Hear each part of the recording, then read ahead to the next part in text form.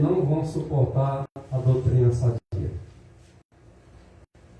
Já chegou o tempo, eles não suportam. Você fala a verdade, aquilo ali para eles é um terror. Você que fala a verdade é a pior pessoa do mundo. E esse tempo chegou. Eles não vão suportar essa sã doutrina. Vão ter comichão nos ouvidos, vão amontoar para si doutores, dirigentes, pastores, conforme as suas próprias concupiscências, conforme os seus próprios desejos, conforme aquilo que eles querem defender. Tem gente para tudo. Tem dirigente, tem doutor de toda espécie de feitiço. Tem doutor que quer a verdade, tem doutor que não quer verdade nenhuma, tem doutor que é mais ou menos, tem doutor de todo tipo, se você quiser escolher. Você pode ver que as pessoas, se elas soubessem qual era a igreja de Deus, elas iam direto para ela. Ninguém sabe. Nós sabemos que a igreja de Deus é aquela que guarda os mandamentos de Deus e tem a fé de Jesus. Elas estão em todos os setores. Né? Tem pessoas boas e pessoas ruins em todas as denominações. Mas os nossos desejos, geralmente, vai ser atendido em primeiro lugar. Em vez de atender o desejo de Deus, a gente vai procurar botar em prática nossos próprios desejos. E concupiscência. Na verdade, o desejo deve ser o desejo de Deus. Qual é a vontade de Deus? Essa? Então é essa que eu vou fazer.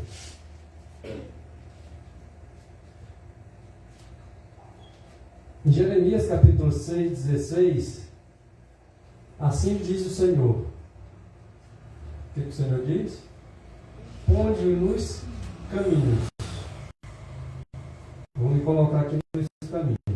Eu vou andar. Quero fazer o bem, quero falar a verdade.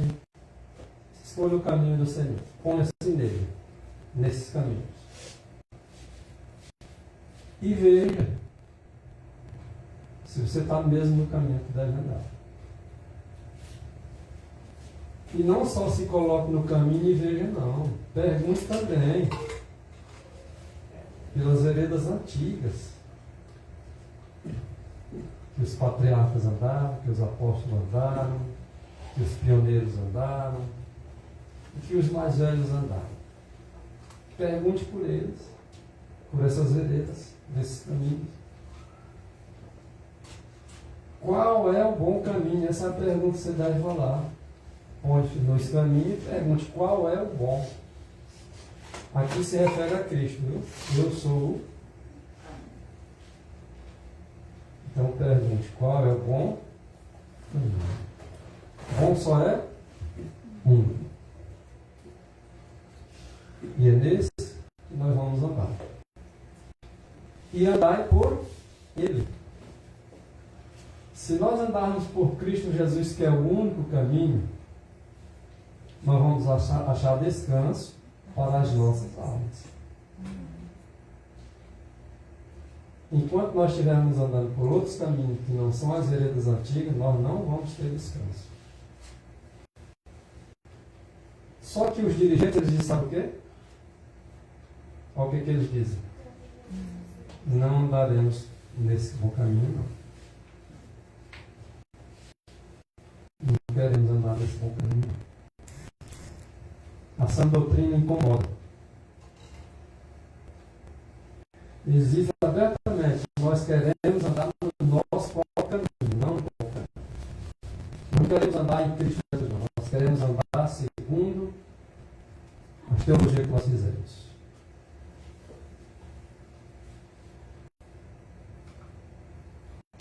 O profeta Isaías, no capítulo 3, versículo 12, o Senhor nos dá uma advertência e nos orienta que nós, na verdade, não queremos enxergar. Realmente a pessoa aplica lá para os outros, lá fora. Não, isso aí é para a igreja lá para os outros. Não, é para a tua, para mim, para o povo de Deus. O Senhor é bem específico quando ele diz, povo meu. Ele está dizendo para o povo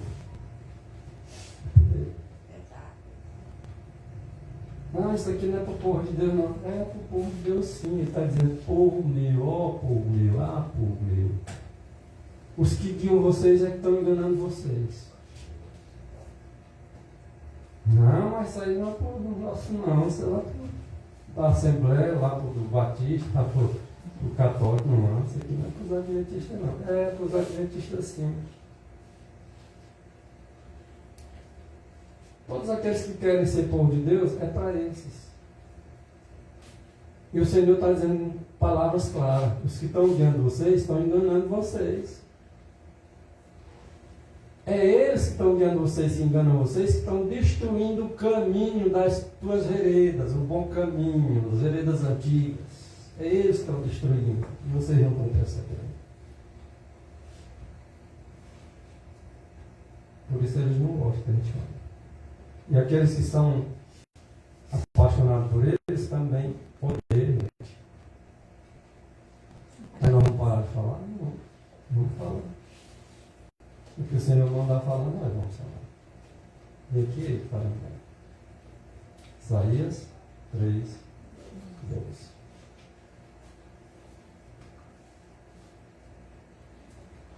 Em 1 Timóteo capítulo 4, versículo 1, diz que o Espírito expressamente diz que nos últimos dias, nos últimos tempos, vão apostatar alguns da fé. Que fé? A fé, uma vez dada aos santos, vai ser abandonada por alguns. Se as veredas eram as antigas, eles vão deixar de andar nas veredas antigas, vão abandonar as veredas antigas. Se era para andar no bom caminho, alguns vão apostatar da fé, ou seja, vão deixar de andar no bom caminho e vão andar nos seus próprios caminhos e vão dizer, nós não queremos andar nesse caminho.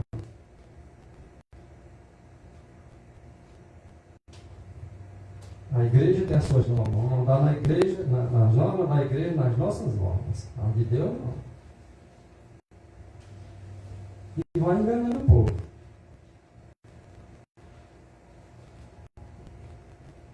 Mas por que eles vão apostatar da fé?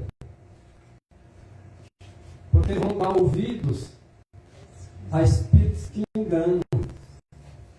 Ó, o povo Deus que te guiam, que enganam. Esses aí são espíritos enganadores.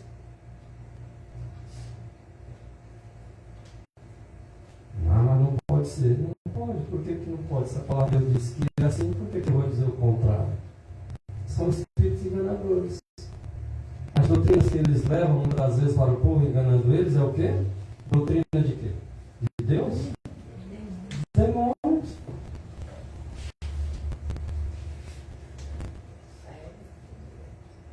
Simplesmente por se dar ouvido a espíritos enganadores e a doutrinas de demônios, eles andam se apostatando da fé.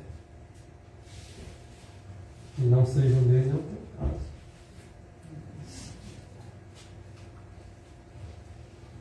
O profeta Oséias,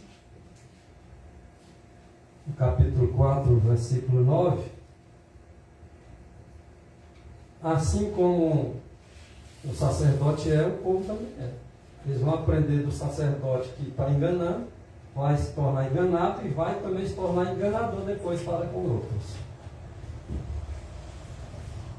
Me disse quem tu ama, eu direi quem tu és. Exatamente. Quem come farelo? Quem anda com porco.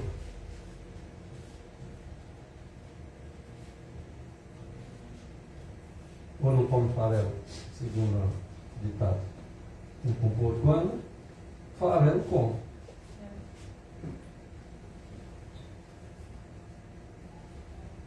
Então, por isso, como é o povo, assim será o sacerdote. Até mesmo porque o sacerdote não aguenta a pressão do povo. Se o povo quiser fazer uma coisa, ele cede. Perde o caminho da meada, né?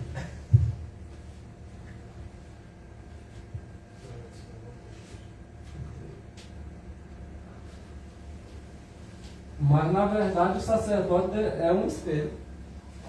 Quem está no comando é o espelho do povo. Mas assim como é um, assim também será o outro. E quem vai ser castigado? Todos eles. Segundo os caminhos que eles estiverem andando. A recompensa será segundo, tá, as suas obras. Se o líder enganou, o que foi enganado enganou também, a lapada é para o líder e para os outros que foram enganados, que estão enganando outros também.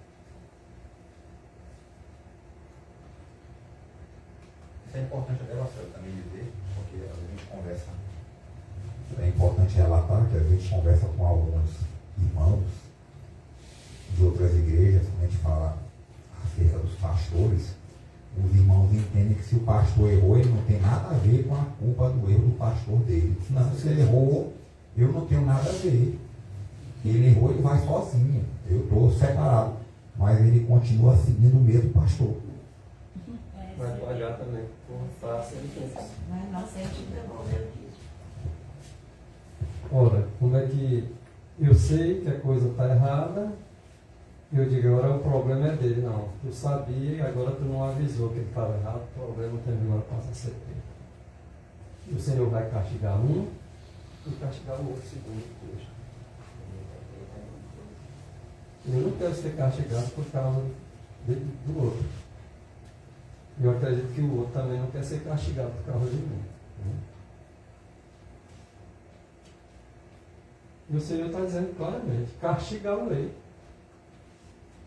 segundo a sua. Geralmente a gente bota a culpa nesse camarada aqui, né? A culpa é de Satanás. Não, a culpa é minha.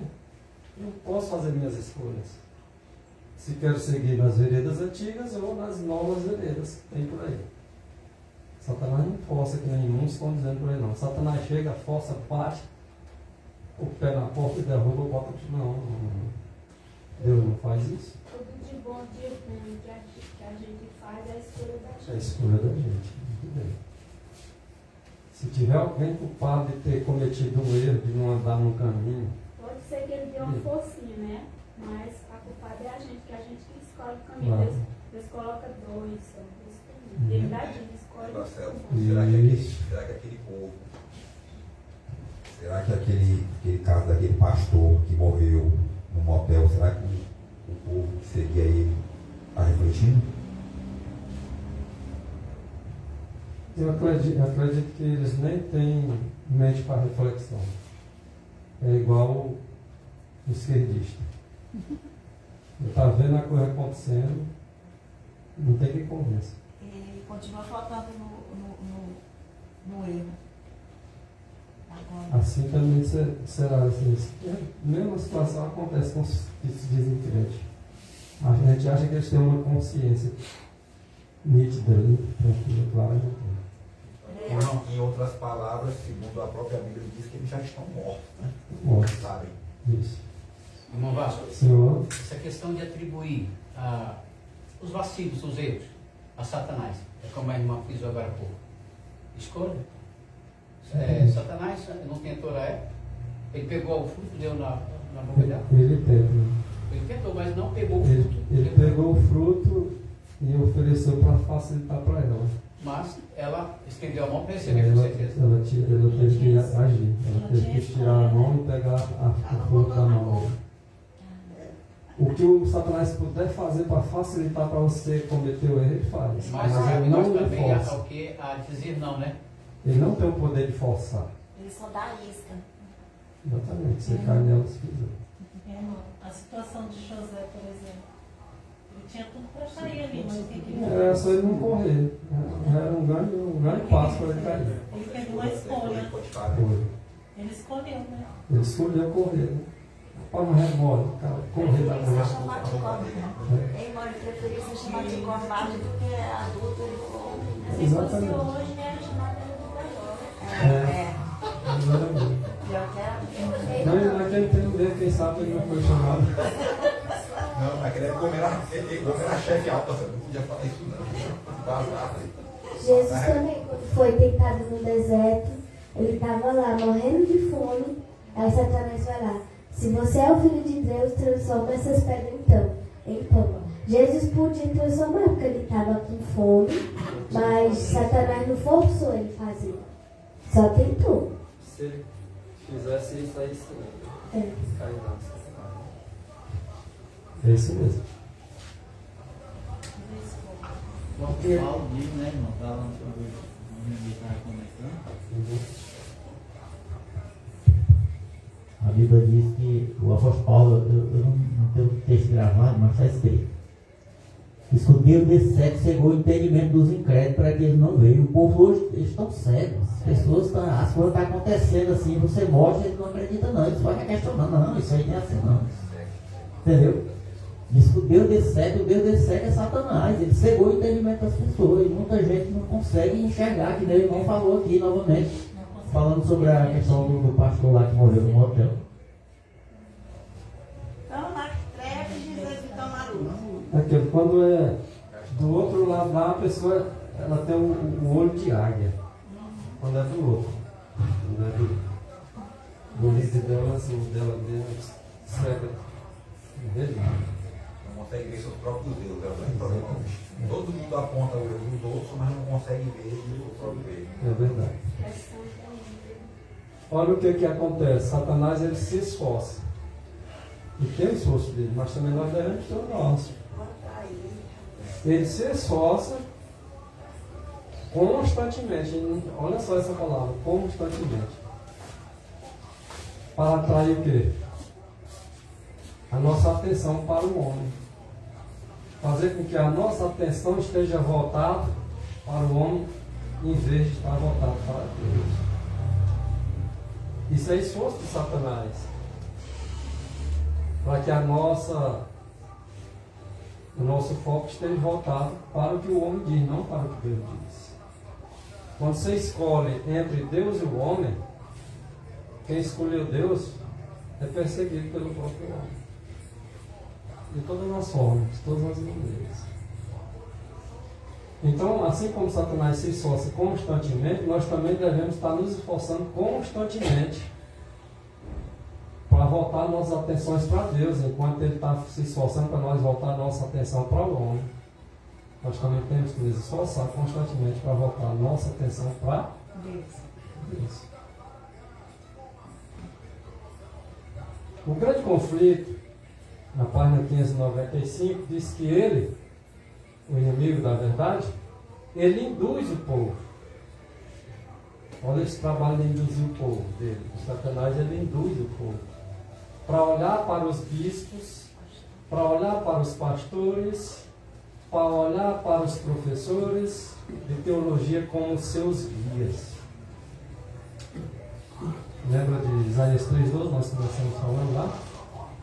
Ó povo meu, que te guiam, te enganam. Engana por quê? Porque o homem ele é induzido por Satanás exatamente para voltar a atenção para os bispos, pastores, professores de teologia, etc. É isso mesmo. Entendeu? O povo ainda diz assim: meu pastor. Não, meu pastor não permite, meu pastor. Eu escutei da boca de um pastor. E ele, o irmãozinho estava em dúvida com relação à festa de Natal, a árvore de Natal, uma coisa assim. E ele foi consultou com o pastor para tirar a dúvida dele. Alguém tinha falado, né? E ele ficou assim, e foi. Aí o pastor, ele disse, pastor falando assim: olha, não dá ouvido para esse povo aí não, ouça o seu pastor. Ele não dá ouvido para aquelas pessoas não, ouça o seu pastor, isso não tem nada a ver não. Ou seja, assim, o peso do outro que estudou, que falou para ele não levou em conta, levou em conta a posição do pastor, que era estudado, então ele deu crédito, né? Ele nem sequer procura a Bíblia, como o irmão Vasconcelos faz, para comparar e extrair a verdade. A verdade para ele é a palavra do pastor. E é exatamente isso que devemos fazer. Ó. Na segunda parte do texto, diz que em vez de nós estarmos examinando as Escrituras com a finalidade e por nós mesmos aprender a estar, saber do nosso dever, nós vamos botar nossa confiança naqueles que estão na liderança, para nos enganar. Porque o que eles disseram nós acreditamos como sendo palavra de Deus, e não deve ser assim. O homem ele é mentiroso, quem é verdadeiro é Deus. Então todo homem é mentiroso, está escrito na palavra de Deus. Agora Deus não mente. O que ele diz é verdadeiro. Então o que ele fala acontece. Se nós formos guiados pelo Espírito de Deus, pela palavra de Deus, nós não temos motivo algum de estar se deixando enganar por ninguém.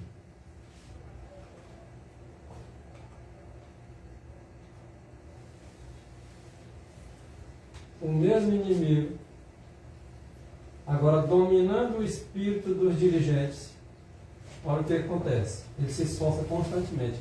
E quando ele consegue dominar o espírito do dirigente, ele sabe que ele teve vitória sobre o povo. Porque o dirigente enrola todo mundo. Porque é natural que o povo acredite nos seus líderes. Eu imagino tanto esclarecimento que o Espírito de Profecia diz, a senhora White diz, esclarece, as pessoas não querem nem ver falar neles. Olha uma maravilha dessa aí, esclarecendo desse jeito, e as pessoas não querem ver. É porque Satanás ele sabe que os dirigentes eles têm uma grande influência sobre as multidões. Por isso que ele instigou o povo de Israel a procurar o líder. Se o pastor souber que, por exemplo, você está indo numa reunião que se fala a verdade, eles vão te dar conselho para tu andar bem longe. Porque eles sabem que a influência de Deus, ela leva as pessoas para a verdade. E conhecereis a verdade, é a verdade? Quem tem agora o desejo de nós não conhecermos a verdade, é o inimigo da verdade. Na verdade, estou falando aqui para os irmãos que a história bíblica ela se repete em todas as escalas do nosso mundo. Para quem acompanha o dia a dia da política, nós estamos vendo que aqueles que estão lá em cima, no poder, fora da classe política, eles cooptam os políticos que têm a maioria do povo. E o dinheiro, o que alimenta essa classe poderosa, é o dinheiro dos impostos. E essa briga todinha aí que Satanás sabe que o ser humano é louco pelo dinheiro, ele cai exatamente nisso aí. E os pastores são loucos pelo rebanho, mas em virtude de... Mais louco ainda pelo dinheiro. Isso. Então, a história se repete na vida, como na Bíblia acontece. É verdade. Sabendo que eles não vão disputar dele, que vai ser toda queimada. Perceba, irmãos, que um dirigente sendo usado por Deus é uma influência benéfica para todos. Mas a influência de um líder para fazer a vontade de Satanás é uma maldição para toda a igreja. Porque assim como é o povo, assim é o sacerdote. Se o sacerdote é temente a Deus, o povo também será um Deus. Porque podia cair só ele. Para não dizer assim, diz cair ele com seus seguidores. É igual a questão que nós estamos vendo aí.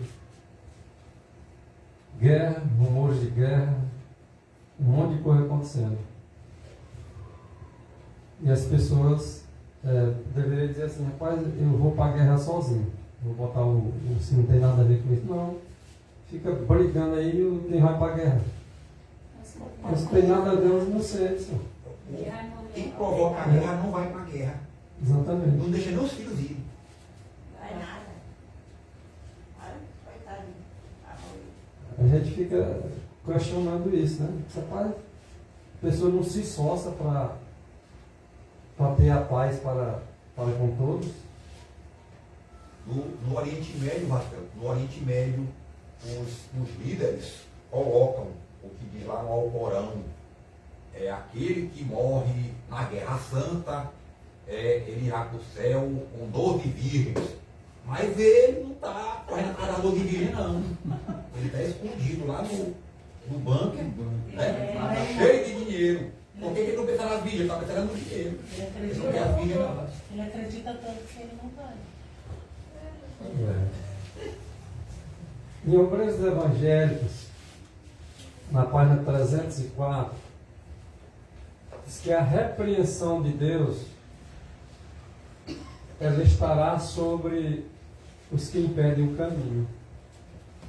O Senhor mandou andar pelas veredas antigas e andar pelo bom caminho. Mas aqueles que vão impedindo o caminho, se as pessoas querem andar em Cristo Jesus e tem alguns atrapalhando, vão pagar por isso. Porque tem muitos aí impedindo o caminho, para que não chegue ao povo. A luz ela é clara, mas tem alguns impedindo o caminho para que essa luz não chegue ao povo mais claramente. E quem são eles? Dirigentes. Os dirigentes proíbem os seus fiéis a não andar com aqueles que têm mais clara luz. Não, mas quem tem mais clara luz são os pastores que estudam. Não. Quem tem mais clara luz são os mensageiros que Deus envia para dar a mensagem. Quando chega na porta da casa deles, eles dizem. E proíbe os outros. Já aconteceu muito. Eles nem entram, nem deixam os outros entrar. Naquele tempo que nós fomos expulsos da igreja, eles saíram nas casas, avisando para não querer receber nenhum casa. Até um copo d'água, o lá da Vila Nova, que era da frente da igreja lá, disse que não era para dar. Não era para dar nem um copo d'água. Pois, irmã, desculpa, isso é cegueira pura. É cegueira pura. Porque o próprio Deus diz que é para ajudar o próximo.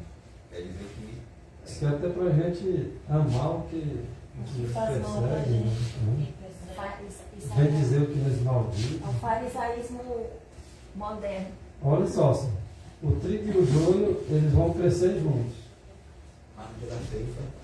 Aí quem está ceifando é o dirigente. Isso ali é joio. Aquilo lá também é joio. Por que não deixa crescer junto? Porque o mesmo. Porque a Deus disse que era só ele que deveria escolher. Então, Ele é quem vai fazer. exatamente. Eu fui mais de Alcântara, num bairro aí, distribuí folheto para a gente conseguir estudos, né? E aí tinha justamente a gente caiu numa rua que tinha uma igreja adventista. E tinha vários adventistas nessa rua. Aí a gente viu uma senhora, uma jovem mãe, e um meninozinho tão educado, um meninozinho tão esperto, conhecedor assim, da palavra. Aí eu ofereci estudo para ela, perguntei para ela se ela queria estudar. Aí falei sobre o santuário, assim me deu aquela vontade de, se ela entendia, ela disse, não, eu não sei nada, pois tu quer estudar? Pois tá bom, eu venho aqui. Tal dia assim não apareço, tá bom. Aí no dia marcado, né, não fui, cheguei lá, ela não estava. Você tinha que fazer uma faxina. Aí depois, tá bom, na outra vez eu fui. Aí a moça disse assim, ela tá dormindo, a mãe dela, ela tá dormindo. Aí eu disse, rapaz, aí como eu estava sempre passando lá, tinha aqueles estudos, eu disse, vou assistir mais uma vez. Aí também não estava. Aí quando foi um dia eu encontrei ela na porta. Aí ela, cheguei para perto dela e ela disse, irmã, não vai dar para mim estudar não, tá? Não vou querer não. A tia dela era adventista, tinha outros adventistas, tudo na mesma rua. A conclusão que eu cheguei, que ela foi influenciada por ele. Isso aí já acontece há muito tempo, entendeu? A história se repete sempre. Então, o objetivo de Satanás é que a luz mais clara não chegue ao povo. E sempre vai ter aqueles que não querem que essa luz chegue e vai impedir o caminho. E Satanás, ele usa um disfarce, ele usa uma tática quase que perfeita, não é perfeita. É o uso das próprias igrejas para enganar as pessoas. E a solução é conhecendo a palavra. Ele não usa aquela tática de Que todo mundo diz, rapaz, se Satanás fosse vermelho, tivesse o rabo e o chifre, ninguém encostava nele. Então, ele sabe que essa tática ele não vai utilizar, porque ele é conhecido. Então, ele usa a tática de utilizar igrejas. Tem uma matéria que fala de forma interessante que no passado ele tentou de todas as formas castigar aqueles que seguiam a palavra. Matou, mas ele percebeu que quanto mais ele matava, mais aparecia. Então, não tem como combater e eliminar esse pessoal. Então eu vou ter que me infiltrar neles para poder tirar o máximo de pessoas permanecendo todos dentro do mesmo local, nas igrejas. Aí também está escrito, né? Que tem várias por aí, tem muita gente que ele vota. Tem uns que vêm de conta própria, tem outros que é Deus que envia e tem outros que o diabo vota também. Mas a igreja está cheia de gente assim, todas as igrejas. Então, quem são aqueles que estão levando uma luz mais clara para o povo? Os dirigentes ou os mensageiros? Fica a pergunta. Mas dá para responder, tá? Cada um responde aí a sua consciência, se é o dirigente ou se é o mensageiro. Quando Cristo falou assim, nós temos mais o diabo, porque querer satisfazer o desejo do nosso Pai, ele se referência não era a quem era leigo, não. Era exatamente as lideranças lá. Então, quando se fala que eles não querem que a luz chegue, né, são, mediante isso também que o irmão já falou aqui, os infiltrados dentro da igreja. Deus deixou bem claro, nós temos por pai o diabo.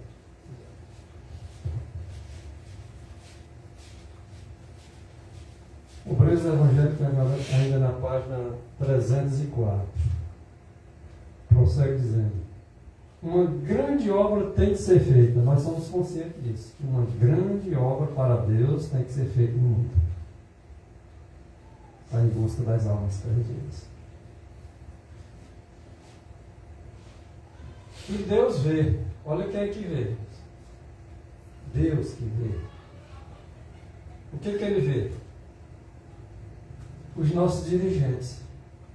Não os dirigentes dos outros, não, os nossos. Aqueles que dizem ser adventista do sétimo dia, está falando de dirigentes adventistas do sétimo dia. Ele mais escreveu, foi para o adventista. Deus vê que os nossos dirigentes, eles necessitam de maior luz. Opa! Os nossos dirigentes são pastores formados em teologia, eles são carentes de uma luz maior? Sim, é isso mesmo que Deus está dizendo. É Ele que vê isso. Não é só eu não e nem você que está vendo. É Deus que vê. Se você está vendo isso, é porque você está vendo como Deus está vendo. Deus vê que os nossos dirigentes eles necessitam de uma maior luz, com a finalidade de que eles, os dirigentes, se unam aos mensageiros. Qual é a vontade de Deus? Dirigentes se unindo aos mensageiros. Por quê? Porque os dirigentes são carentes de uma luz maior, e que essa luz maior está sendo dada para os mensageiros, e que seria a vontade de Deus que os dirigentes se unissem a eles, os mensageiros. Porque Ele envia esses mensageiros para realizarem a obra que Ele intenta que se faça. Então, na verdade, os dirigentes são nomeados pelo homem e os mensageiros que são comunicados por Deus são verdadeiros pastores. Exatamente. Isso aí. É o pastoreio de dom, né? Isaías 58, versículo 1. Olha o que tem nessa mensagem. Está também ainda na 304 de Obreiros do Evangelho. Olha só. O Senhor tem suscitado os mensageiros. Olha só, Ele tem levantado os mensageiros com a maior luz para apresentar os dirigentes, para que os dirigentes se unissem a eles e dessem a mensagem dessa grande obra que tem que ser feita. E eles se unem? Eles vão dizer que os mensageiros estão pregando, fazendo um trabalho para Satanás. E numa ocasião de Cristo aí, pode dizer que os apóstolos eram os mensageiros e os dirigentes eram os discípulos? Sim. Então o Senhor tem dito, Ele tem dito, Ele levanta agora os mensageiros e agora os dota eles do seu Espírito. Agora coloca o Espírito Santo dele na vida desses mensageiros e eles vão fazer um trabalho de uma grande obra. E tem dito para quem? Para quem Deus tem dito em Isaías 58, verso 1? É para todo mundo, né? Todo mundo vai fazer aquilo ali? Não, Ele tem dito é para esses aqui. Olha o que Ele disse. Clama em alta voz. Você acha que o líder vai clamar em alta voz? Você acha que ele vai dizer o pecado do povo? Você acha que ele vai querer? Você acha que isso é verdade que ele vai ter coragem de dizer? Ele levanta os mensageiros e dota ele com seu espírito e diz para esses mensageiros para clamar ele em alta voz e não parar. Manda que os mensageiros levantem a voz com a trombeta e anuncie ao povo dele a sua transgressão, porque o povo de Deus está sendo enganado por seus líderes, pelos seus guias. Ah, povo meu, se te guiam, te engana. Agora disse para os mensageiros, depois vai lá, levanta a voz e não para. Fala isso com uma trombeta, dá o sonido certo, anuncia os pecados do meu povo, anuncia a transgressão deles. E os líderes têm coragem de anunciar o pecado do povo? Se tiver essa coragem, eles vão perder. Eu não quero perder, não. Todo mundo quer ouvir para Saulo. O pastor disser que ele está. A Saulo ele se acha no céu, né? Amém, aleluia, glória a Ele não Deus. acha no céu, então eu vou procurar outra igreja. Exatamente. Me diga que eu estou no céu. Mas é verdade. É verdade. Ele não quer ouvir a verdade. Esses mensageiros, Deus sempre tem levantado, em todas as gerações, Deus tem levantado esses mensageiros para levantar a voz com uma trombeta. E quem levantar a voz com uma trombeta vai ser um povo odiado. Mal falaram dele. Pode ter certeza, contar nos 5 dias da noite. Quando você ouvir todo mundo falando bem de um pastor, Aí esse pastor fica preocupado. É porque ele está agradando a todo mundo. está agradando a todo mundo e não está agradando Está a Deus. agradando a Deus. E a Bíblia diz que aquele que agrada ao homem não agrada a Deus. Não é servo de Deus. Eu não considero ninguém como inimigo. Até outro dia eu não tinha inimigo. Agora está aparecendo por causa de verdade. Conseguir agradar todo mundo. Né? Agora não dá mais para agradar todo mundo. Você é um ateu, até. Irmão, a gente está vendo agora, nós estamos vendo agora um ensaio disso. Aproveito para destacar isso aqui, né, que tomou notoriedade aí na mídia.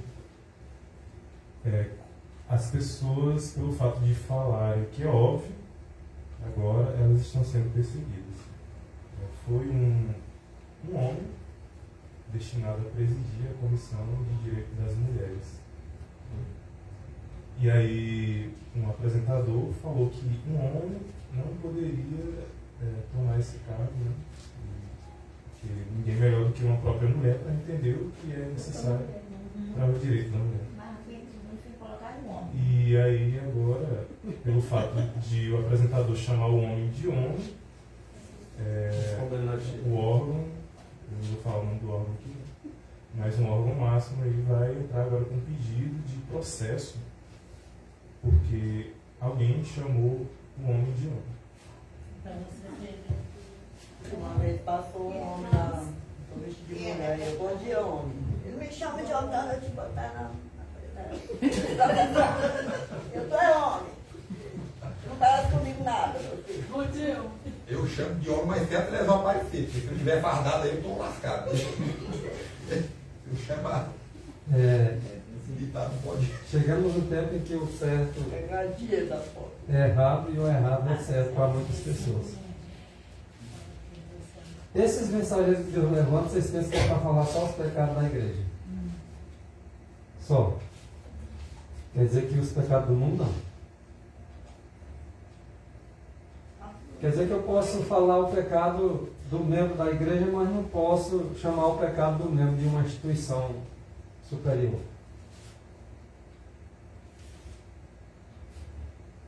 Quer dizer que se um irmão tiver com corrupção, eu posso falar o pecado dele de corrupção. Quer dizer que o outro lá do mundo tiver corrupto, eu não posso falar o pecado dele. O mensageiro é levantado para isso. Será? João Batista, quando ele começou a pregar o Falou o pecado do rei também, né? Falou o pecado do rei, falou o pecado do soldado, falou o pecado dos cobradores de impostos, tudo ele anunciou. A esposa do rei foi que ensinou ele. Exatamente. Embora conche a cabeça, mas a palavra de Deus tem que ser dita. Não temos que olhar consequências. As consequências é por conta de Deus. Se João Batista cortar a cabeça dele, é porque Deus permitiu. Se o Senhor não quisesse que cortasse a cabeça dele, ele tinha impedido e pronto. Os 3 jovens hebreus que lançaram na fornalha de fogo, se ele quisesse impedir deles ter lançado, ele tinha impedido. Mas eles lançaram ele e Deus teve o livramento lá dentro do fogo. Não livrou nada, não livrou nada. Então, em todas as gerações, inclusive nessa nossa hoje aqui, Deus tem enviado seus servos para repreender o pecado, tanto no mundo como na igreja. Aí, se alguém falar alguma coisinha de política, por exemplo, em vez do irmão de repente dizer, rapaz, eu vou ter que entender essa parte que o irmão está falando, o que está escrito. Aí fala igual do irmão. Rapaz, o irmão está defendendo política, rapaz, no púlpito. O que nós tem nada a ver com política? Tem nada a ver com política não, mas tem a ver com o pecado. Tem que denunciar o pecado tanto no mundo como na igreja. Princípio é princípio, deve ser defendido. O erro é erro e deve ser atacado.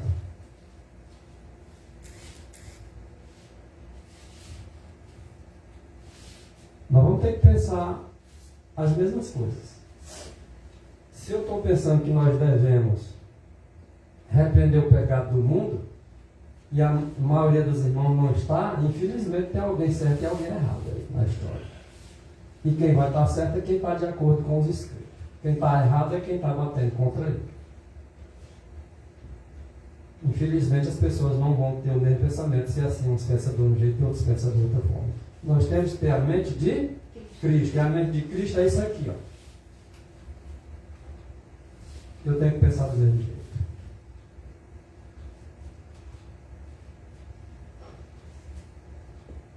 Mas acontece que o povo ele deseja é que se fale coisas agradáveis. Vão todo mundo para o céu. Amém. Rapaz, se fizer assim vai se perder. Rapaz, esse irmão tudo para ele, vai perder a gente. Eu quero é me salvar. Aquele pastor lá, ele disse que nós vamos salvar, eu gosto é dele.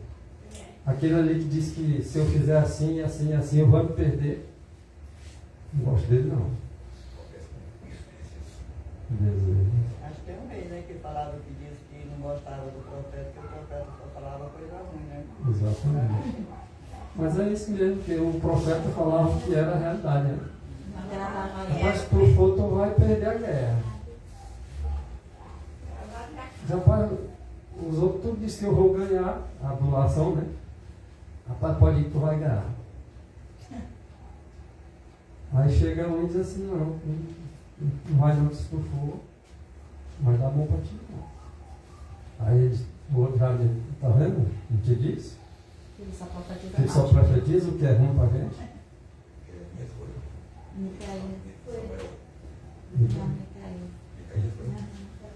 Foi quando Josafá com Acabe foi para uma guerra e Josafá pediu para ele consultar um profeta.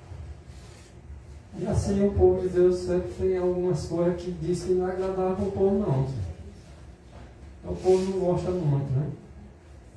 Por quê? Porque ele já gosta, o desejo dele, a concupiscência dele é que se lhes fale é coisa boa mesmo. Aí a gente fala coisa ruim, não, coisa ruim eu não aceito não. Ainda tem um babão que ainda fica dizendo assim, tu tem que falar o que, né, te agrada. E a verdade clara e pura, ela não é aceita. Você pode estar mostrando aqui escrito, aquilo que o irmão falou. O entendimento do povo está cego. Porque o Deus deste século cegou. Não consegue. Coração endurecido também. E aí, quando aquela pessoa foi buscar o profeta, no caminho ele disse, tu disse coisa boa com ele. Ele disse, foi eu que Deus me disse. É isso mesmo, o que Deus disser tem que se dizer. Eu vou dizer o que Deus me disser. Não vou dizer que eu vou descer. Então a verdade clara, quando é mostrado, escrito, as pessoas não querem aceitar. Se o líder falar, mesmo se não for por verdade nenhuma, o pessoal tem como sendo verdade. E assim é enganado o povo. E anda de mal a pior. É por isso que a maioria do mundo será enganada, né? Uma minoria vai ser salva. É o pastor diz, o povo é esse, a igreja é essa. Até no meio de Israel. Israel é que na areia do mar, muita gente com areia. Mas o salvo é só um resto. Quem é que gosta desse tipo de conversa? Não quer dizer que o povo de Deus vai amar e vai perder. Quer dizer que os adventistas, por exemplo, como o povo de Deus, quer dizer que a maioria deles vão se perder. E não é isso que Deus está mandando dizer. Ele está mandando dizer que a maioria dos adventistas vão se salvar. Israel que nem a areia do mar. Mas só será salvo um resto. Se é só um resto, é um resto. Parou com a areia do mar. Não é a maioria que vai salvar, é um resto que vai salvar. Porém é povo dele. É chamado pelo nome dele. O povo que se chama pelo meu nome, ele tem que orar e se humilhar. Mas o povo que se chama pelo nome de Deus não faz a vontade de Deus. Quer que Deus agora o trate da mesma forma como um mensageiro, um servo escolhido, que faz a sua vontade? Olha o que acontecia com os reformadores. Sei que vocês já estudaram um pouco acerca de alguns reformadores. Só dando um exemplo, Lutero era um reformador. Aqui fala de muitos reformadores. Então, além de Lutero, muitos outros. Tá? Quando eles iniciaram o trabalho deles de reforma, eles tiveram uma decisão entre eles. Então, todos eles, os reformadores, eles decidiram a exercer grande prudência. Também porque a palavra de Deus manda a gente ser prudente como a serpente. E esses reformadores, eles tinham essa prudência. Eles exerciam essa prudência com muito cuidado. Tá? Ao atacar os pecados da igreja e da... Eu também tenho que ter esse cuidado. Até para atacar o pecado da igreja, eu tenho que ter cuidado. Imagina o pecado de uma autoridade grande, né? Chegar e citar o nome aqui e pegar processo.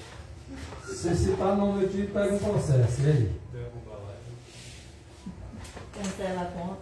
Cancela a conta, derruba o live, Cancela o perfil. ameaça. Então, realmente tem que ter prudência, tem que ter cautela. E os reformadores, eles tinham essa cautela. Não era só com o povo da igreja, não, irmãos. Nação também. Vocês pensam que Martinho Lutero não tinha cautela? Não tinha prudência? O Wycliffe? O Wycliffe? Não tinha prudência? Jerônimo não tinha prudência? Todos eles tinham, irmão, prudência ao atacar os pecados da igreja e da nação. Eles foram muito impressionados. O Lutero se castigava. Foi repreendido pelo bispo, repreendido pelo papa, ele ia para um quarto escuro e batia nas costas dele para expulsar o demônio, estava jogando ele contra a É igreja. como se estiver cheio de demônio, né? Os endemoniados acusavam ele daquilo que eles mesmos eram, né? A mesma coisa da esquerda. Acusa os outros porque eles É pura esquerda, mas é uma pequena esquerda. Quando ele foi numa praça e viu que ele vivia no mosteiro, né? Quando ele foi numa praça e viu padres, freios vendendo as indulgências como forma de pagamento dos pecados, ele disse, isso está errado. Ele disse, se o pessoal pagar, está salvo. Quem é rico já está no céu e quem é pobre já está no inferno. Porque você tem que pagar porque era rico. Olha isso. Tinha prudência, mas ele tinha que falar. Olha só. A princípio era assim, do jeito que nós estamos falando aqui no texto do grande conflito, página 606. Esses reformadores, todos eles tinham prudência ao iniciarem o trabalho deles de reforma. Agora eles decidiram exercer essa grande prudência ao atacar os pecados da igreja e da nação. Essa era a prudência deles. Eles estavam certos em fazer isso? Até que estavam, né? Mas será que parava aí? Não, eu tenho que ter prudência. Rapaz, estava fazendo as coisas erradas na nação. Eu tenho que ter prudência. Beleza. Eu tenho que ter essa prudência. Mas eu não posso, não devo falar os pecados da nação, né? Esperar o momento certo. Isso. Agora veja aqui. Ó. O que eles esperavam? Eles esperavam que pelo exemplo e o testemunho que eles dessem ali de uma vida cristã pura, um exemplo na vida, eles iam fazer voltar o povo para as doutrinas da Bíblia. Eles achavam isso. Por isso a prudência deles. Se eu prefiro viver do que está falando precipitadamente aí para a nação e para a igreja. Mesmo porque, Marcelo, naquela época a igreja católica tinha um poder total, né? Naquela época a igreja católica tinha um poder total. Era o período pleno da Inquisição. Qualquer pessoa que falasse qualquer coisa contrária à doutrina católica, ele era chamado de herege, era levado para o tribunal de Inquisição e lá ele tinha que confessar que o que ele estava falando era mentira, para ser inocentado. Se ele continuasse com as afirmações dele, ele seria queimado na fogueira. Eles eram forçados a se rebelar. Não era fácil para reformador não, viu? Olha só.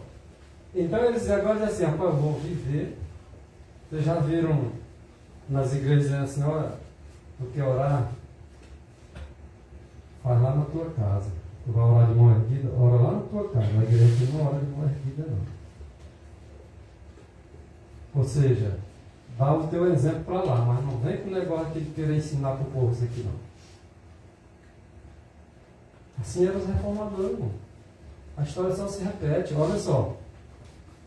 Eles esperavam que o povo voltasse, dando um exemplo para o povo na vida.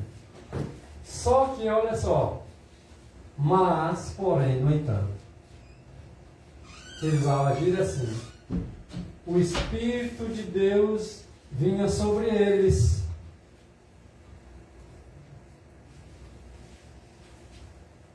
Assim como viera sobre Elias,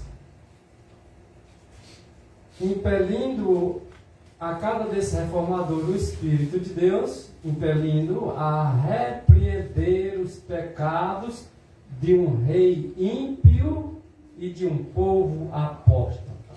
Ele diz assim, eu vou viver uma vez aqui, dá meu exemplo, mas não vou repreender rei não. Não vou repreender o povo, deixa eles aí, o problema é deles. O problema deles não, deixa Elias não ter repreendido o rei não, esse problema não era de Elias. Deixa os reformadores continuar, eles calados, sem dizer nada e só vivendo. Mateus 24, versículo 14, o último, vamos dizer assim, o último sinal da vinda de Cristo. E este evangelho do reino será pregado em testemunho. O testemunho é dado, mas também é pregado. É pregado, mas também é vivido. Então não basta eu só dizer assim, eu vou ter essa cautela, essa prudência e vou ficar na vida quietinho, não vou dizer nada. Não. Quando o Espírito de Deus vem sobre o coração das pessoas, ela é impelida a falar. Essa semana agora, né, teve lá na vizinhança lá, teve um carro da igreja católica de São José, né? Aí me botaram no estado lá nas portas, lá da casa dele, lá, uma mulher lá. Peguei o carro e o carro falando bem altão. São José, nossa esperança. São José, isso aqui. Acho que falou mais outras palavras que eu não estou lembrando, não sei se é mediador. Ah, mas aqui me deu uma raiva. Fui lá na porta. Jesus é nossa esperança! Jesus! Na hora que eu fiz glória. Jesus é misericórdia mesmo. E eu gritando, eu gritei lá na porta. Eu falei, não passo lá na porta, olha que minhas placas, tudo lá na calçada, lá, espalho, passando olhando. Um monte de idolatria lá que quer pecar. Olha só. Os pecados do rei foi dito. Por mais que ele tivesse prudência. Mas o Espírito de Deus, quando vinha sobre ele, dizia o pecado do rei. E um povo que era apostatado, que alguns apostatarão por dar ouvidos a espíritos enganadores, doutrina e demônio, vão ficar só calados também como reformador. Vai chegar o momento que quando o Espírito de Deus impelir, aqueles que são levantados por Deus vão lá e falam. E vão ser odiados por isso. Tá certo? Eles não podiam agora se conter. Antes eles se continham. Mas agora eles não podiam mais se conter de pregar as claras afirmações das Escrituras Sagradas, que mandavam chamar o pecado pelo nome e o nome também do pecador. Os que o Espírito de Deus usa, eles se levantam e falam, e não se calam. Eles têm prudência? Têm. Eles vivem, para dar um exemplo, vivem, mas eles também falam. Que o Espírito vai funcionando, né, irmão? O Espírito vai, exatamente. Agora, eram doutrinas que eles tinham sido relutantes em apresentar. Rapaz, se eu apresentar esse assunto aqui, o problema vai ser sério. Rapaz, vou evitar isso aqui. Evitar o problema. Olha a cautela dele. A cautela chega a ser até a parecer com covardia, né? Quando o Espírito de Deus vem diz, agora eu tenho que pregar a mesma doutrina. Vai incomodar, mas vai incomodar mesmo e eu tenho que fazer o quê? É o Espírito que está me incomodando, eu vou falar. E falar. Né? E a história vai se repetir nos mensageiros dessa última geração.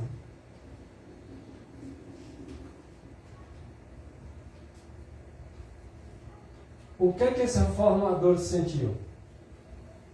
Eles se sentiam forçados pela própria consciência a declarar com zelo a verdade e o perigo que ameaçavam as pessoas. Eles agora eram forçados pela consciência a dizer que agora eles tinham que avisar o perigo que as pessoas estavam correndo. Nós temos que fazer isso. Se nós vemos algum perigo do povo ser enganado, nós temos que colocar a boca no trombone, para que o povo não sejam enganados. E o mundo religioso, quase no geral, os líderes estão enganando o povo. E tem que ser falado. Doa quem doer. Jesus disse, sereis odiados de todos por causa do meu nome. Então, quando você fala a verdade, as pessoas falam. Porque não está enganando é os adventistas, que sabem da verdade. Que estão fazendo isso, e os outros, que não dá fora. As palavras que o Senhor dava aos reformadores, por mais que eles relutassem em dizer, eles agora tinham que falar. e sem ter medo de consequências. Porque antes eles não falavam porque tinham medo. E agora eles perdiam o medo, porque quem tem amor realmente lança fora o medo. E eles agora lançavam fora o medo e nem de consequência eles temiam. E o povo agora era constrangido a ouvir a advertência, porque eles corriam risco. Os reformadores, na sua sinceridade, da parte de Deus, convenciam. E eles agora eram constrangidos a ouvir. E muitos vão ter que nos ouvir. Muitos vão ter que ser levados a tribunais para responder por sua fé, porque de outra maneira os tribunais não ouviriam a verdade. O Senhor providencia para que alguns sejam levados a tribunais para pregar para juízes, para promotores, para advogados, porque de outra maneira eles não parariam para ouvir. Principalmente se é uma pessoa comum. Aí é necessário que eles levem esses para os tribunais para responder por sua fé e propósito de Deus. Estratégia. Para eles também ter que escutar a verdade. E se decidirem em favor dela ou não. Eles também vão ter que ter o poder de escolher.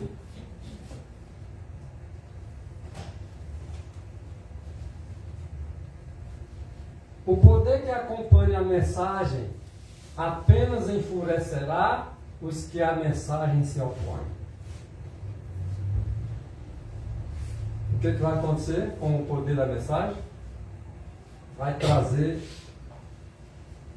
fúria, ódio.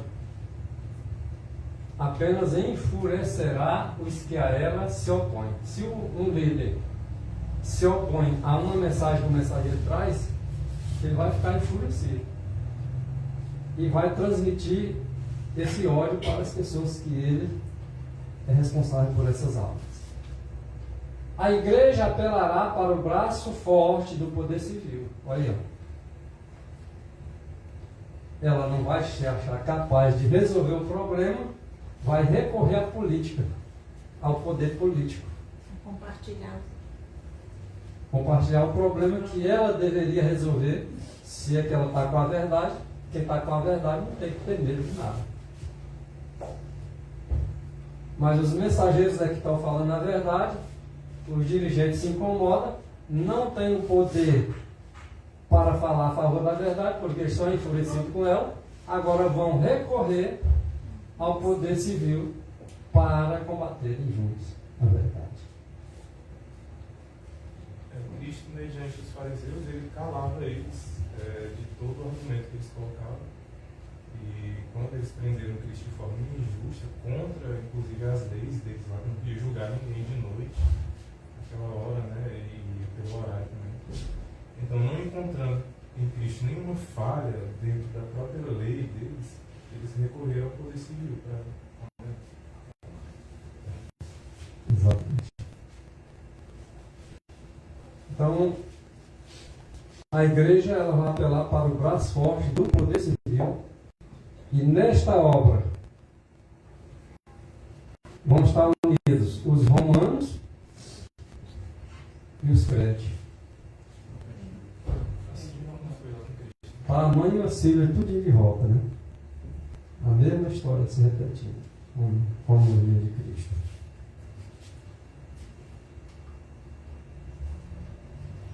Os terríveis resultados da imposição, da observância da igreja pela autoridade civil, as incursões do espiritismo, olha só, os furtivos, mas que são os rápidos progressos do poder papal, tudo será desmascarado. Olha isso.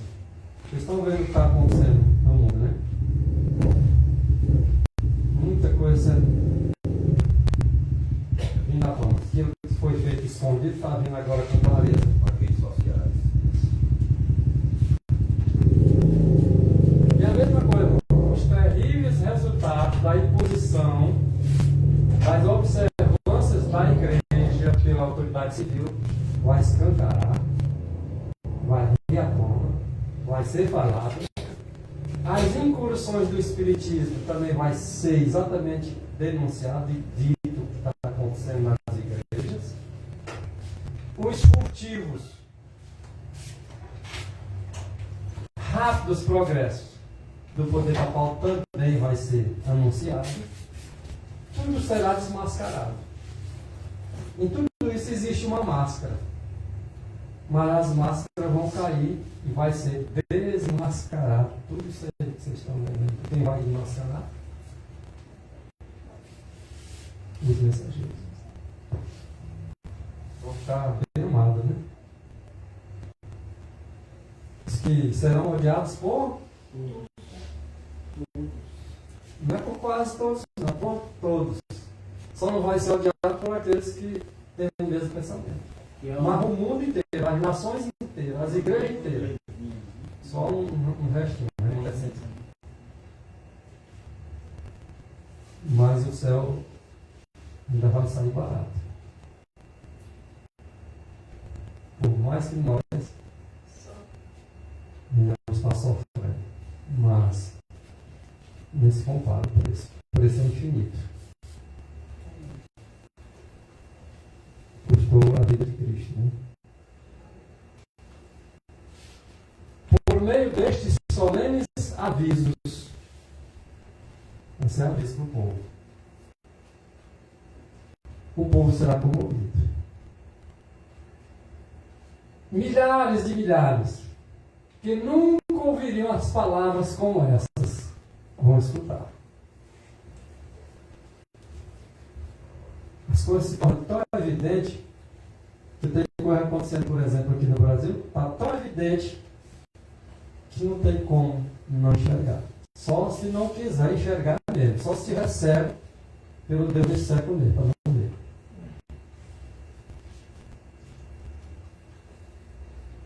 E com espanto vão ouvir o testemunho de que Babilônia é a igreja. Caiu Babilônia. E ela caiu por causa dos seus erros e por causa dos seus pecados. Por causa de sua rejeição da verdade enviada do céu a ela. Babilônia é a igreja católica. Porém, todos aqueles que erram, que pecam de forma deliberada, rejeitam a mensagem enviada pelo céu a ela, se tornam também Babilônia de Cristo. A igreja de Deus não é Babilônia, mas aqueles que rejeitam a verdade faz parte da sinagoga de Satanás. Conforme está em Apocalipse. A igreja de Deus vivo, ela não tem compromisso com o pecado, não. Elas aceitam a verdade, mesmo doendo. Homens de fé e homens de oração, eles serão constrangidos a sair com um santo zelo, declarando as palavras que Deus lhes dá. Eles não terão medo das consequências. Os pecados de Babilônia serão revelados. Por isso, a máscara cai. Vamos dizer, caiu Babilônia. E vamos dizer os pecados. E especifica que pecados são.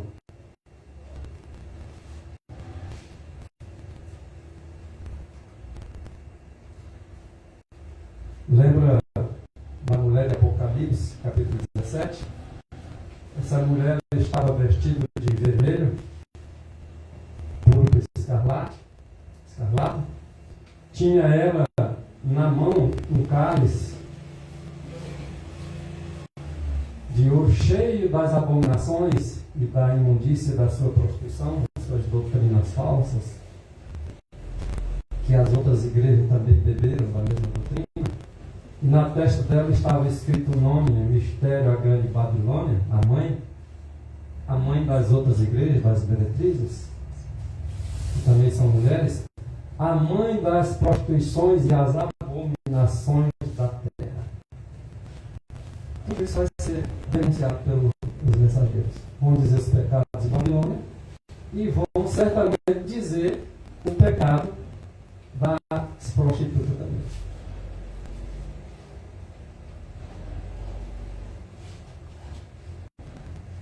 Romanos 16, versículo 5. Saudai também a igreja que está em sua casa. Só para nós termos uma ideia, que a verdadeira igreja, ela pode estar congregando numa casa. Na tua casa pode ter uma igreja, está lá.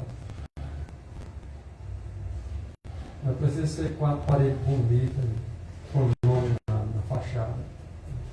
Se tiver 2 ou 3 reunidos no nome de Cristo, ali ele está. Então, vai chegar um momento que você não vai ter liberdade de estar congregando publicamente, não. Você vai estar congregando escondido. Muito escondido. Nós vamos para a casa de quem? Agora daqui. Próximo sábado, nós vamos para a casa de quem? Porque a igreja somos nós. Então, se somos nós a igreja, nós vamos congregar numa casa, na casa de um irmão. Saudai também a igreja que está em sua casa. Se você não teve a oportunidade de congregar publicamente, mas tem a oportunidade de ir para a casa do irmão, o irmão ir na sua casa, ali está na igreja de Deus, vocês vão adorar o Deus verdadeiro da mesma forma. Mas a perseguição vai vir de tal forma que você vai fazer como os apóstolos, congregando na casa de um deles lá, e ainda vigiando a porta desse mundo. Batia na porta, o seu coração acelerava, né? Será que é? Os bichos vêm apresentar as chaves, eles estavam Será que a escondendo. polícia está na porta, bota ele para nós ver lá? Quando o Cristo vem apresentar os cravos, eles estavam escondidos. Sim. Quando Pedro saiu da cadeia também, né? Ele bateu na porta. Aí a menina foi atender, eles nem acreditaram, né? A Rod. Porque estou zeloso de vocês, diz o apóstolo Paulo, escrevendo na sua segunda carta aos Coríntios.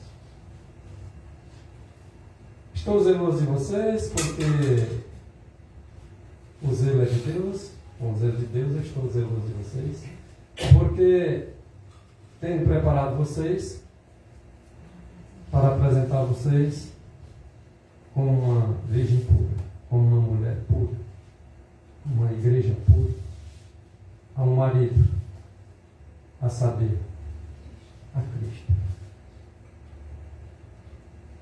Então Jesus Cristo é o marido, nós devemos ser apresentados como a sua esposa, virgem pura, sem estar contaminado com as outras igrejas, com as doutrinas de outras igrejas. O mundo inteiro está em confusão religiosa, mas nós devemos estar na pureza da doutrina sã.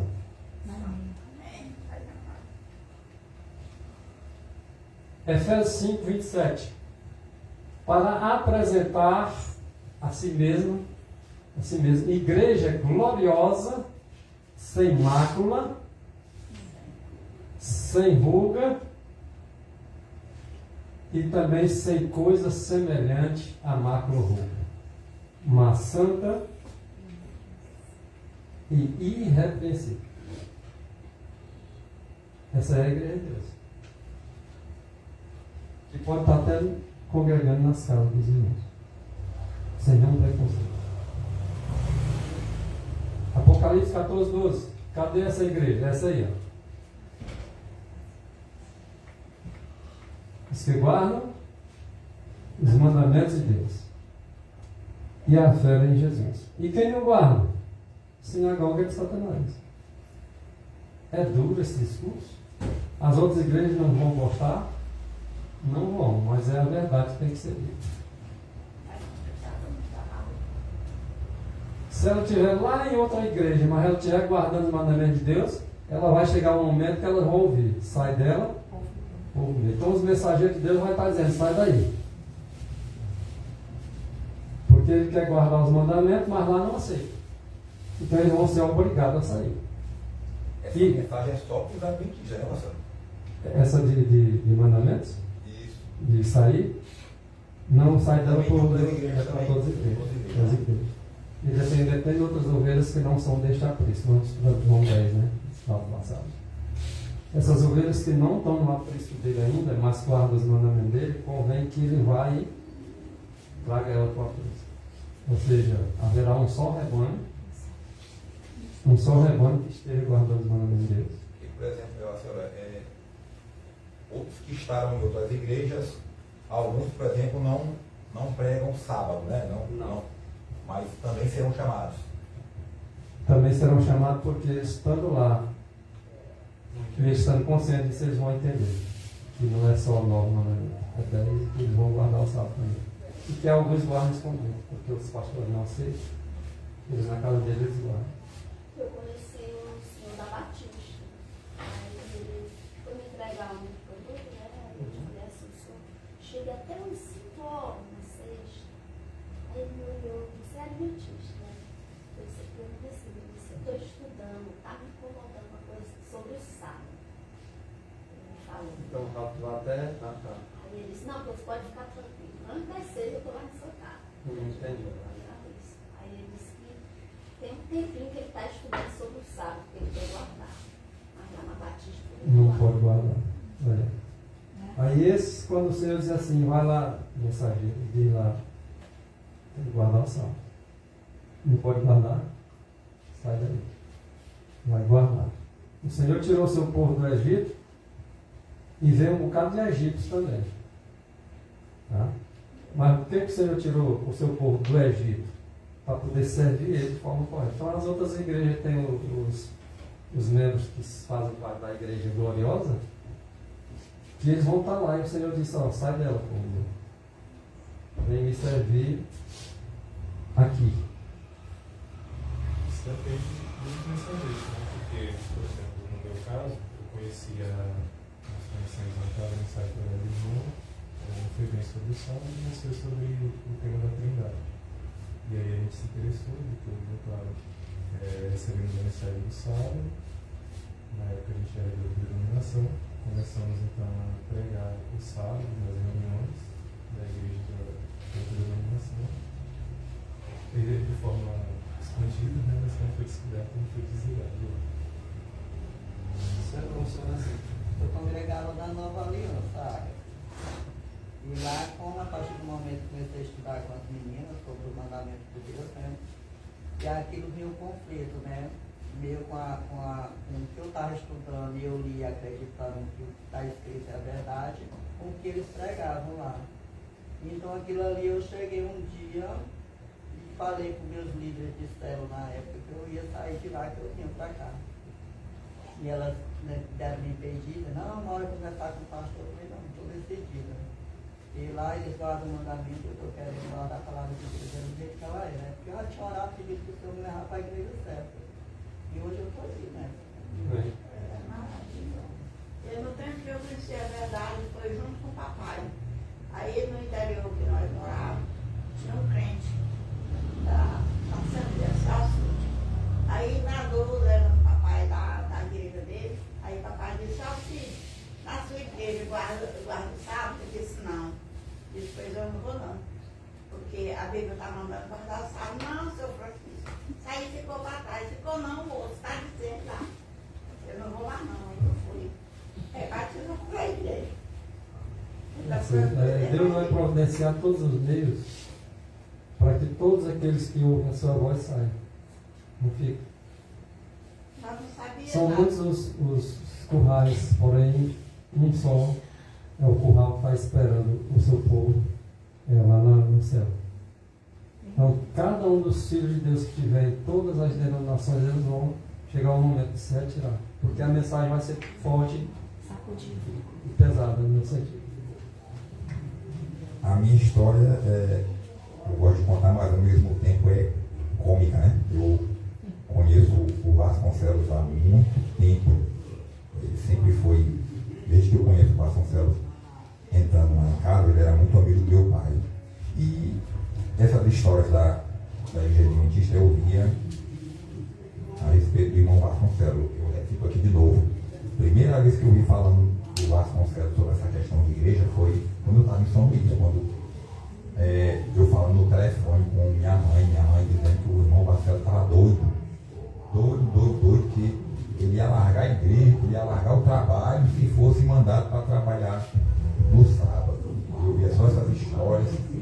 Aí quando eu chego aqui, o Vasconcelos já era da igreja e eu comecei a acompanhar, né? Começava a acompanhar, mas batia na cabeça que eu sempre gostei de ler Bíblia, mas eu nunca tive essa proximidade como muitos têm com as igrejas. Para mim foi um lado bom, porque eu não me deixei cegar por doutrina de determinada igreja, então facilitou para mim. E como eu conversava com o Vasconcelos sempre, ele sempre me passava o lado da Adventista, eu ia buscar, ler, e olhava e conversava com o irmão na viatura, o irmão dizia, não, tenente, mas isso aí era antigamente, isso aí, agora nós estamos no tempo da graça, o tempo da graça agora não existe mais o sábado, você ficou lá atrás. Sempre ouvia essa história, sempre ouvia esse mesmo argumento, a mesma história lá do milharal.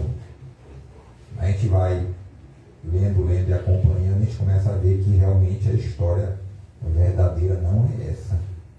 O sábado até hoje ainda continua.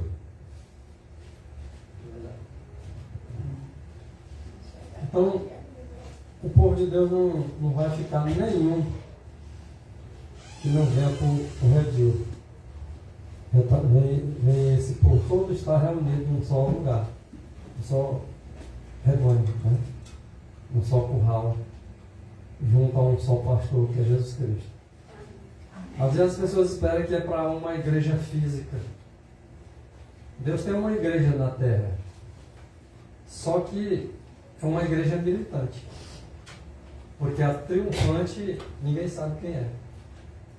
Tem alguém aqui, tem alguém na organização, tem alguém nas outras instituições, mas não dá para saber quem, mas Deus sabe.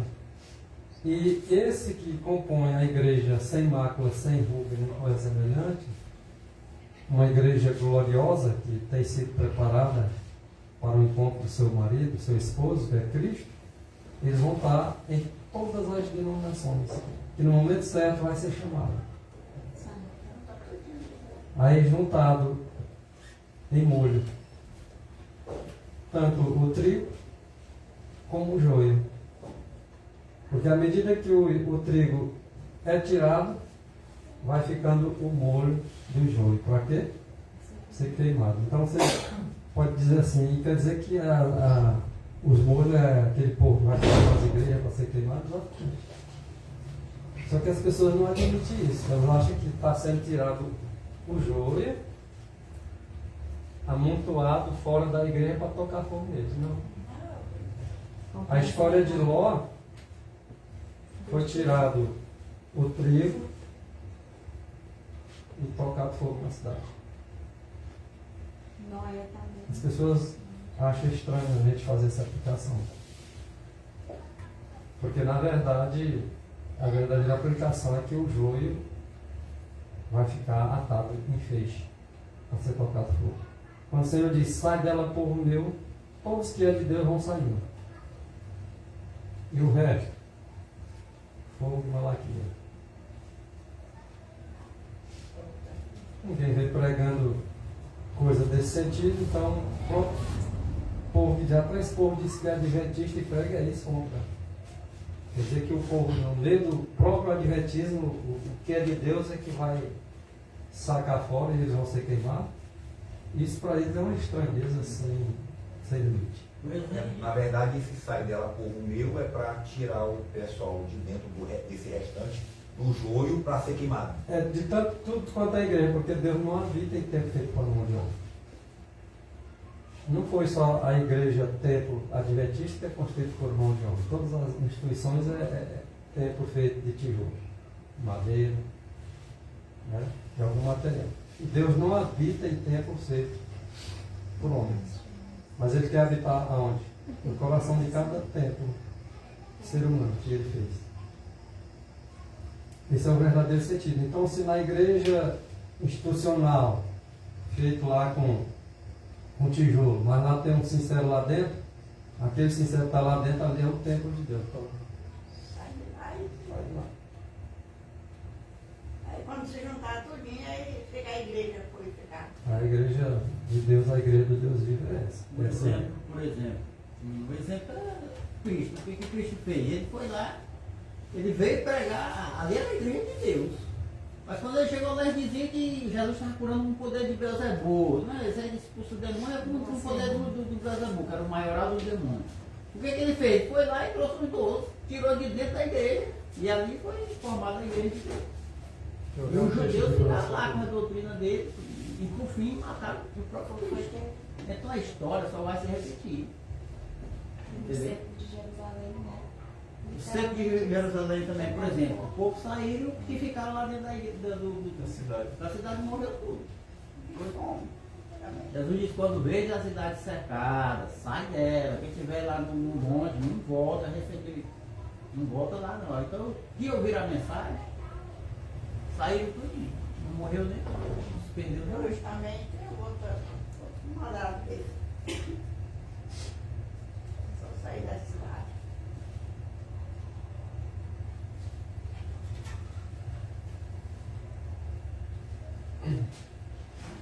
Vamos terminar com esse texto.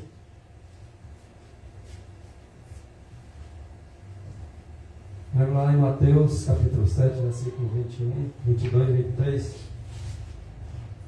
Que muitos naquele dia me chamaram Senhor, Senhor, né? Fizemos isso em teu nome, curamos em teu nome, pregamos em teu nome, expulsamos demônio em teu nome, e ele vai dizer assim, eu não conheço vocês. Em João 13, verso 13, vós me chamais mestre e Senhor. E dizeis bem, porque eu sou. Não só mestre e Senhor, mas eu sou o que sou. Então, que aqueles que estiverem como sendo aluno de seu mestre Jesus Cristo, diz que o aluno não é mais do que o professor. Mas um bom aluno, ele é como o professor. Então, cada um seguidor de Cristo, se seguir as diretrizes de Cristo, assim como Cristo é perfeito na verdade, todos aqueles que querem seguir essa perfeição em Cristo Jesus também vão alcançar esse patamar. Que Deus nos dê força de vontade, tá? Porque paz é para aqueles que têm boa vontade, né? Então todos os que têm boa vontade consideram a Cristo como eu sou, que siga Ele como seu Senhor e Mestre. Amém.